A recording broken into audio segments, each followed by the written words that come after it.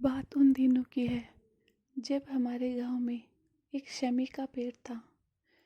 वह पेड़ दो खेतों के बीचों बीच में खड़ा था, इसलिए कोई भी उसे काटने का साहस नहीं करता था, क्योंकि वे बेवजह फसाद में नहीं पड़ना चाहते थे। लिहाजा खेतों की तकसीम के वक्त दोनों ओर के लोगों ने कहा कि यह शमी वृक्ष हमारी जमीनों के केंद्र में रहेगा। एक ओर तुम, दूसरी ओर हम। पिताजी जब खेत में हल चलाते तब थोड़ी देर शमी की छांव में बैलों को विश्राम देते और फिर कुछ पल वहीं सुस्ताने लगते थे। खेत में जब भी बुआई कटाई होती तो पिताजी देवताओं के साथ शमी वृक्ष को भी धूप चढ़ाते। ये उनकी हर वृक्ष की प्रक्रिया में था। एक दिन मैंने उनसे पूछा, पिताजी आप कभी दूसरे वृक्षों को कभी धूप क्यों नहीं चढ़ाते, फिर शमी को ही क्यों? फिर उन्होंने पूछा, कौन शमी? अरे शमी, मैं खुद ही उसका नाम भूल गया। फिर उन्होंने हाथ के इशारे से बताया। तब बड़े आश्चर्य से उन्होंने कहा, खेजड़ी। और मुझे याद आया और मैंने कहा, हाँ खेजड़ी। तभी पिताजी ने कहा, फिर ऐसा बोलना, शमी शमी क्या करता है? इसे कांडी भी कहते हैं। रेगिस्तान में तो बहुत होते हैं, लेकिन अपने इधर कम होते हैं। फिर मैंने मन ही मन में सोचा, कांडी बड़ा अजीब नाम है।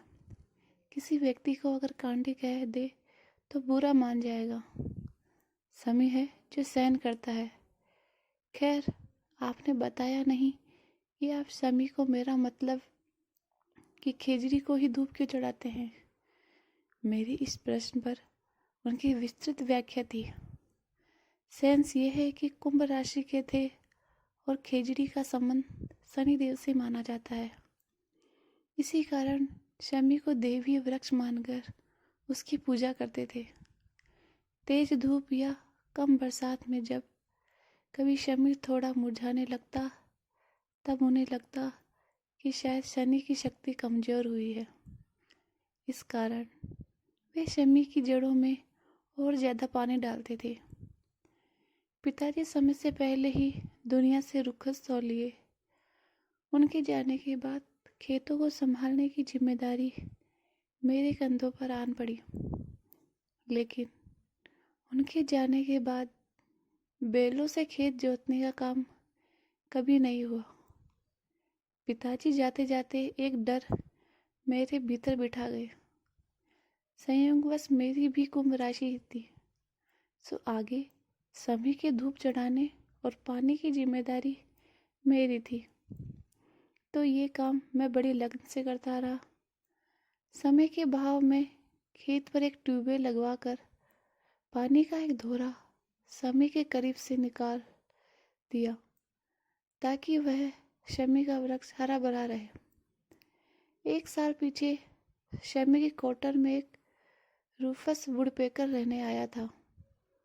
ये हुदहुद से थोड़ा भिन्न किस्म का था, लेकिन उसके सिर पर हुदहुद की तरह कलगी लगी थी। दिखने में बिल्कुल स्वर्ण मानिंद चमक बिखेर रहा था।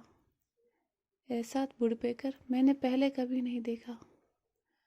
उस कोटर में एक लाल रिंग वाला शुक पहले से ही रह रहा था।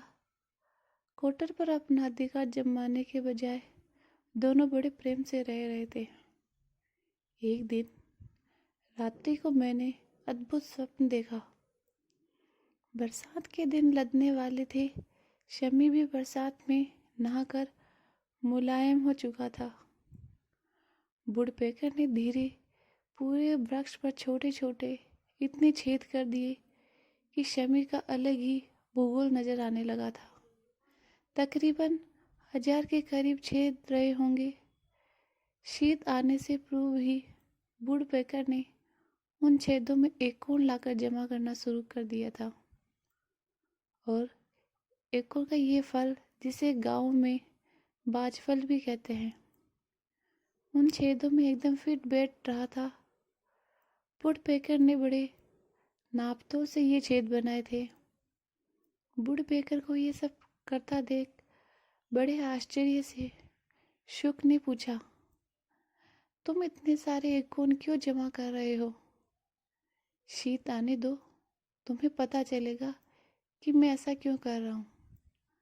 अरे लेकिन बताओ तो सही, माजरा क्या है? देखो, शमी का जो भाग इस हिस्से में पड़ता है, शीत के तेज प्रभाव में उस ओर के सारे एकोन स्वर्ण में बदल जाएंगे और दूसरी ओर के शीत में तुम्हारे खाने के काम आएंगे। स्वर्ण में क्या क्या है ये संभव? शुक के मन में संशय पैदा हुआ। सृष्टि में क्या संभव नहीं है? वुडपेकर ने शुक को आश्वस्त किया। और तुम क्या खाओगे? शुक ने पूछा।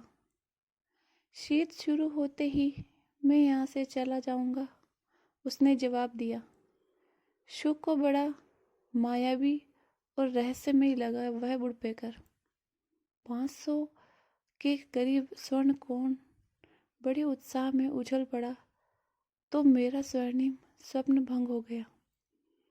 कुछ दिन आगे मैंने देखा कि वुडपेकर ने शमी पर छोटे छोटे छेद करने शुरू कर दिए थे।